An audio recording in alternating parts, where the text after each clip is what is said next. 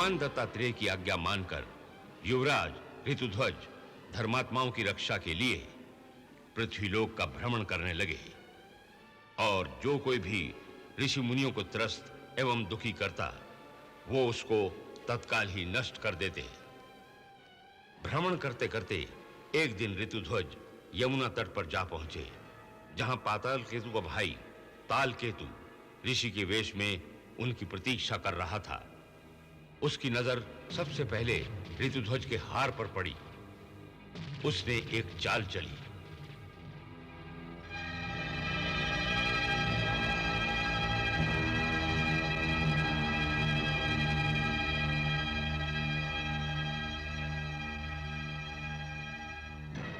प्रणाम ऋषिवर। युवराज, तुमसे पहले तुम्हारी कीर्ति यहां पहुंच गई है। तुम तो हर याचक की याचना पूरी कर देते हो। आप आज्ञा कीजिए ऋषिवर। धर्मार्थ यज्ञ के पश्चात उचित दक्षिणा देने के लिए कुछ धन मिल सकता है। धन?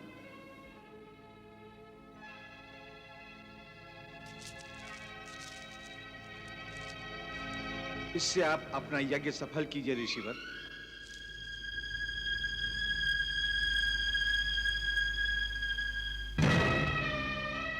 युवराज, तुमने अपना नाम सार्थक कर दिया। मैं अब जल देवता की आराधना के लिए जल के भीतर जा रहा हूं। मेरे वापस आने तक मेरे इस आश्रम की रक्षा करना। जो आज्ञा ऋषिवर।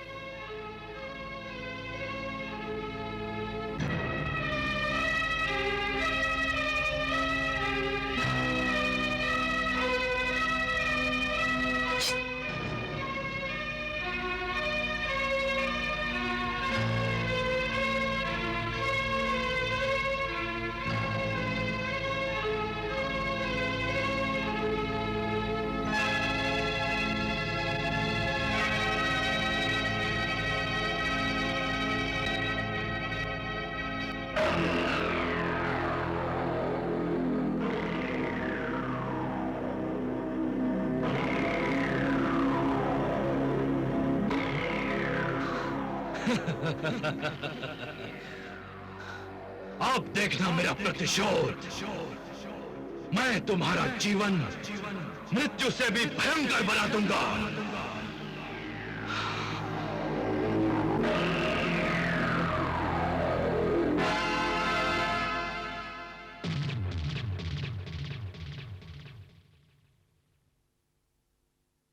ये हार तो उनका है।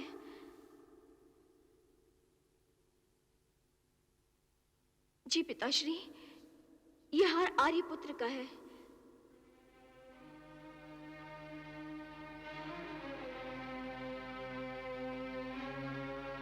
पिताश्री, मेरी सांसों की गति तीव्र हो रही है। पिताश्री, धीरज रखो पुत्री, धीरज रखो। यह हार आपको कहां मिला महर्षि? महाराज, ये हार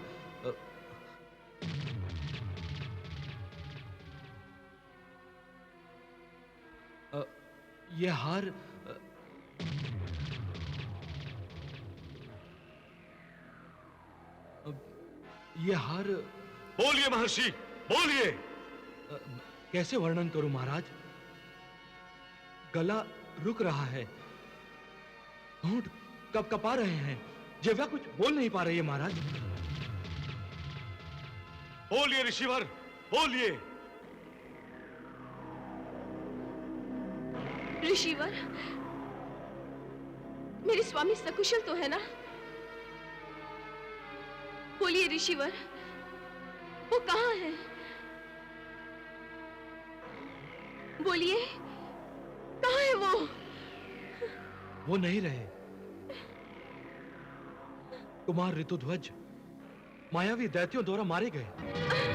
नहीं! नहीं!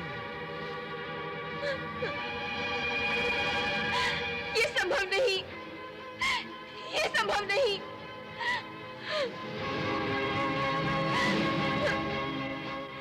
मरते समय प्रमाण स्वरूप यह हार उन्होंने मुझे आपकी सेवा में पहुंचाने का आदेश दिया था। अंत समय में उनकी जीवा पर मदालसा का नाम था।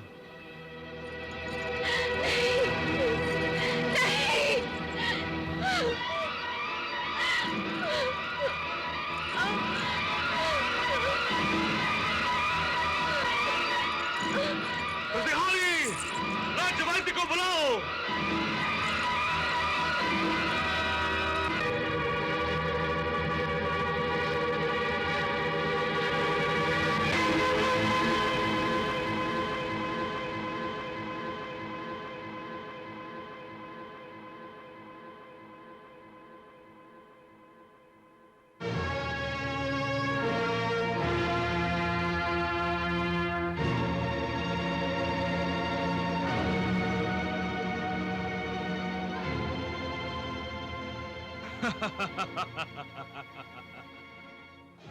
मैंने अपना प्रतिशोध ले लिया ऋतुध्वज। तुम्हारी मदालसा को मैंने तुमसे छीन लिया, उसके प्राण पखेरु उड़ गए। अब तुम उसके विरह में बार बार मरोगे, प्रातः मरोगे, साय मरोगे, उसे याद कर करके।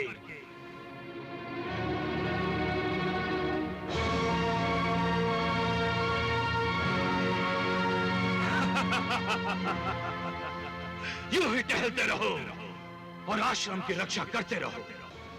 जब तक तुम अपनी नगरी पहुंचोगे, मदालसा का अंतिम संस्कार हो चुका होगा।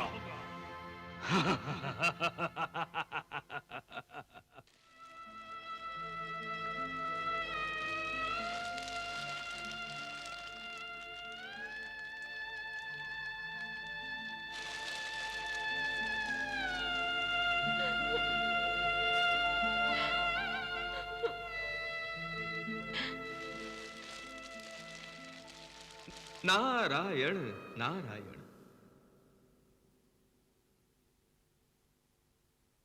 कल्याणमस्तु। हे प्रभु, हे दत्तगुरु, यह अचानक क्या हो गया? ऋतुध्वज और मदालसा के बीच जो सुखी जीवन का अध्याय शुरू हुआ था, वो अकस्मात समाप्त हो गया। मदालसा मर गई प्रभु, मदालसा मर गई। देवर्षि, इस पृथ्वीलोक पर जन्म लेने वाले हर किसी को एक न एक दिन मृत्यु के अधीन होना पड़ता है। परंतु इस प्रकार प्रभु, इस प्रकार प्रभु, ऋतुध्वज तो जीवित है और मदालसा ने तो उसकी मृत्यु का झूठा समाचार सुनते ही अपने प्राणों का त्याग कर दिया। यही तो पतिव्रता नारी का लक्षण है ऋषिवर। यही तो अमर प्रेम है। हां प्रभु, हां, ये प्रेम अमर है। परंतु मदालसा, नारायण नारायण। देवर्षि, आपको कदाचित दुर्वासा के शाप का विस्मरण हुआ है। नारायण नारायण। दुर्वासा ने देवी सरस्वती को शाप दिया था कि वो पृथ्वीलोक पर अवतार लेंगी। देवी सरस्वती ने मदालसा का रूप धारण करके पृथ्वीलोक पर अवतार लेकर दुर्वासा के शाप का आदर किया और फिर अपने प्राण त्याग कर उस शाप से मुक्ति भी पाली। नारायण नारायण। परंतु मदालसा को तो आपने आशीर्वाद दिया है प्रभु। ये मदालसा ज्ञान का प्रसार करेगी। अब ज्ञान का प्रसार कैसे होगा भगवान? क्या आपका आशीर्वाद मिथ्या होगा? देवर्षि, ये तो सब मदालसा पर निर्भर है। अर्थात ये देवर्षि, यदि मदालसा चाहे कि मेरा आशीर्वाद मिथ्या न हो, तो वो पुनर्जन्म ले सकती है। नारायण नारायण। अब आपका संकेत मेरी समझ में आ गया है भगवान। आप धन्य हैं प्रभु, और धन्य है आपकी लीला। धन्य है प्रभु। ऋषिवर के आदेश पर ऋतुध्वज उनके आश्रम की सुरक्षा कर रहे थे। रक्षा करते हुए काफी समय बीत गया, परंतु ऋषिवर वापस नहीं आए। तब ऋतुध्वज के मन में शंका जागी और वो अपनी शंका को दूर करने अपने महल पहुंचे। जब राजा शत्रुजित से ऋतुध्वज की भेंट हुई तो उसे जीवित देखकर शत्रुजित चकित हो गया और हर्षित भी। परंतु दूसरे ही पल उन दोनों के चेहरों पर उदासी छा गई, क्योंकि ऋतुध्वज का स्वागत करने वाली मदालसा वहां नहीं थी। जब शत्रुजित से उसे पता चला कि ऋतुध्वज की मृत्यु का समाचार सुनकर उसने अपने प्राण त्याग दिए हैं, तब ऋतुध्वज पर आसमान टूट पड़ा। पत्नी वियोग के दुख में ऋतुध्वज की दशा उसके परम मित्र नागकुमार मणिप्रकाश से नहीं देखी गई और उसने अपने पिता नागराज से मदालसा को पुनः जीवित कर ऋतुध्वज के जीवन को संजीवन देने की प्रार्थना की। हम अपने अग्रज भगवान शेषनाग की शरण में जाते हैं।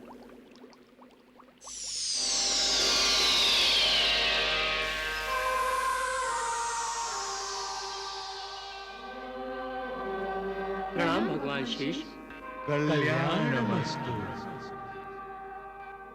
कहो वत्स अश्वत्थर, किस कारण मेरा स्मरण किया है आपने? हे भगवान, आप तो आदिदेव महाप्रभु विष्णु के शयन आधार हैं।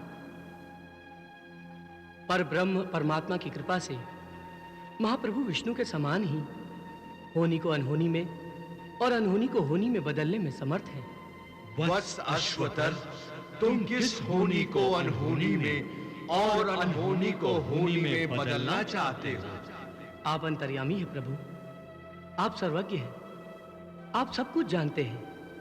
हे प्रभु, यदि हस्तक्षेप नहीं किया गया तो राजकुमार ऋतुध्वज जैसे धर्मात्मा का जीवन मृत्यु से भी भयंकर हो जाएगा। इसलिए हे भगवान शेष, मदालसा पुनः उसी शरीर, रूप तथा गुण से राजकुमार ऋतुध्वज को प्राप्त हो जाए, ऐसी कृपा कीजिए भगवान। वत्स अश्वत्थर, तुम ज्ञानी हो और जानते भी हो कि शरीर नष्ट होने के बाद पुनः वही शरीर कदापि प्राप्त नहीं होता। निराश ना हो नागराज। इसका अर्थ मदालसा ऋतुध्वज को प्राप्त हो सकती है भगवान। हाँ नागराज, यदि तुमने देवी सरस्वती द्वारा गीत संगीत का ज्ञान प्राप्त कर लिया और उस ज्ञान से काल पुरुष को प्रसन्न कर लिया तो तुम्हारी कामना की पूर्ति होगी। भोलेनाथ शिव शंकर काल पुरुष हैं और वही महाकाल हैं। उनको प्रसन्न कर लो वत्स, वही अनहोनी को होनी में बदल देंगे। जैसी आपकी आज्ञा प्रभु। हमारा आशीर्वाद तुम्हारे साथ है नागराज। नागराज अश्वत्थर ने सरस्वती की प्रार्थना करके उनसे गीत संगीत का वरदान पाया, जो ब्रह्मांड में अलौकिक था, और भगवान शिव को नृत्य द्वारा माता सरस्वती से प्राप्त वाद्य ज्ञान से प्रसन्न किया।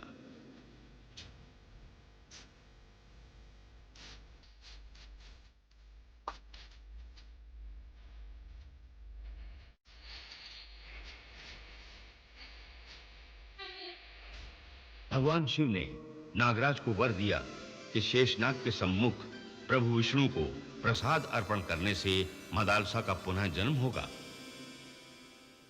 भगवान शिव के वरदान से मदालसा अपने पुराने शरीर सहित शेषनाग से पुनः जन्मी।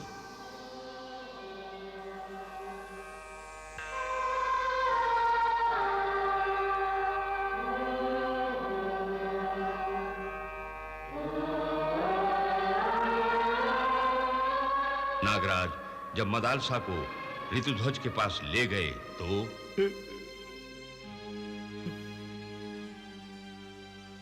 स्वामी, मदालसा,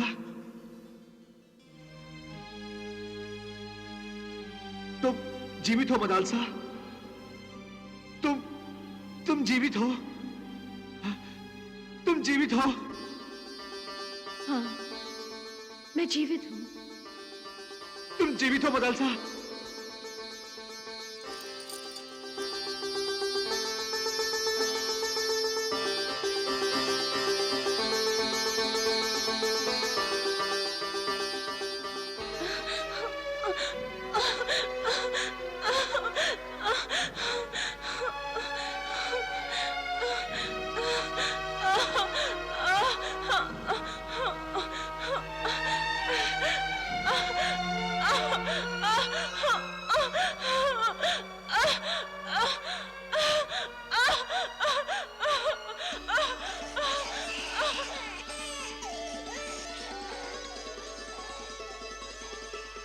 मदालसा ने एक सुंदर पुत्र को जन्म दिया जिसका नाम अलर्क रखा गया।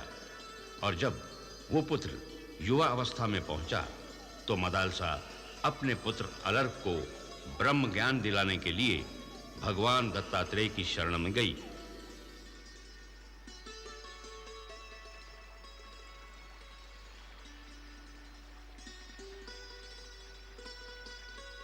यही है तुम्हारा पुत्र? हाँ प्रभु, यही मेरा पुत्र अलर्क है। ज्ञान उपदेश हेतु इसे आपके चरणों में लाई हूं। प्रणाम प्रभु। पुत्र अलर्क, तुम यहां आए किसकी आज्ञा से? आपकी आज्ञा से।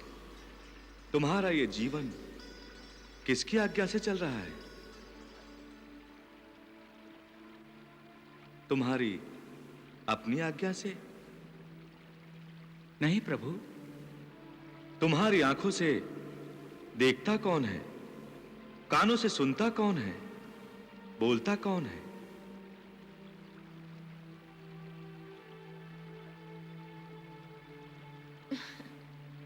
ये नहीं जानता प्रभु। जान भी नहीं सकता, क्योंकि जानने से पहले अनुभव करना पड़ता है।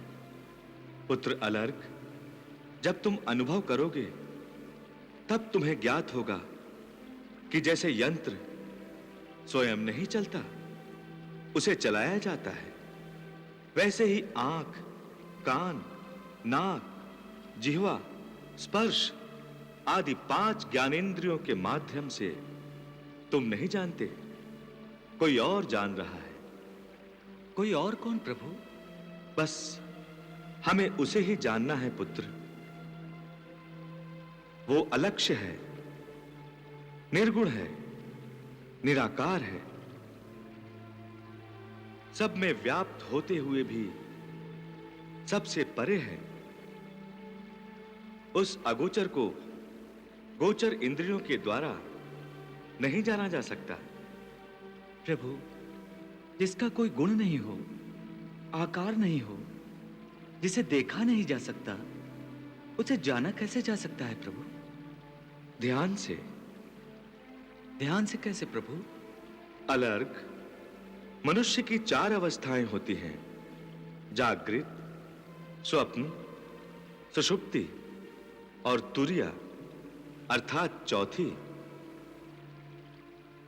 जब मनुष्य जागरण के समय ही स्वप्न, सुषुप्ति, जागरण अवस्था पार कर लेता है, उस समय वो जगत के विषयों के संबंध से परे चला जाता है, कार्य जगत से ऊपर उठकर कारण जगत में जा पहुंचता है। वहां उसका संबंध देह से टूट जाता है और आत्मा से जुड़ जाता है। ये आत्मा ही परमात्मा का अंश है।